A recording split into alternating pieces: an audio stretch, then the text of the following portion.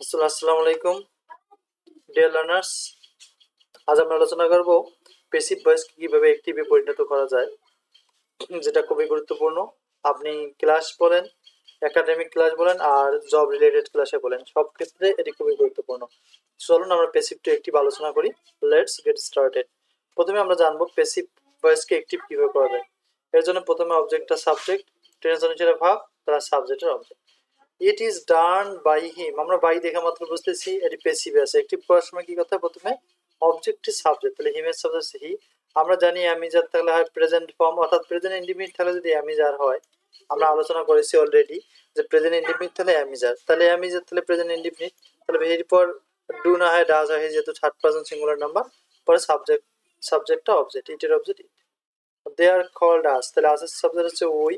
Am is are আমরা জানি তাহলে প্রেজেন্ট ফর্ম হয়, কল সাবজেক্টটা অবজেক্ট, দের অবজেক্ট হচ্ছে I was helped by him. এখানে হিমের সাবজেক্ট হচ্ছে হি। আমরা জানি পাস্ট ইন্ডিফিনিট হলে ওয়াজ ওয়্যার, তাহলে ওয়াজ ওয়্যার হলে পাস্ট ইন্ডিফিনিট, পাস্ট ইন্ডিফিনিট মানে পাস্ট ফর্ম, তাহলে হেল্প তারপর সাবজেক্টটা অবজেক্ট, আই এর অবজেক্ট হচ্ছে মি। আর অতিরিক্ত আমরা জানি বি বিন বিং। এখন আমরা লক্ষ্য করব fish is being caught by them, তাহলে দেমের সাবজেক্ট হচ্ছে দে।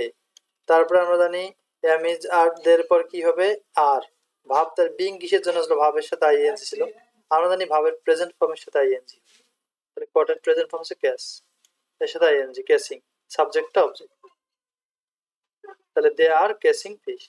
ইট has been done by me, miss subject হচ্ছে আই। আমরা জানি আই এর পর হ্যাভ না হ্যাজ হ্যাভ, তাহলে বিন তো অতিরিক্ত উঠে যাবে, হ্যাভ এর পর ভাবটা কেমন হয় ভি দিদি, done subject object. You can be helped by me, এখানে মিস সাবজেক্ট হচ্ছে আই, আমরা জানি বি বি অতিরিক্ত উঠে যাবে, তারপরে ক্যানের পর ভাবটা প্রেজেন্ট ফর্ম হয়, মনে রাখবেন হেল্প তারপরে সাবজেক্টটা অবজেক্ট। আমরা লিখে দিছি বি বিন বিং, তাহলে উঠে যায় এগুলো।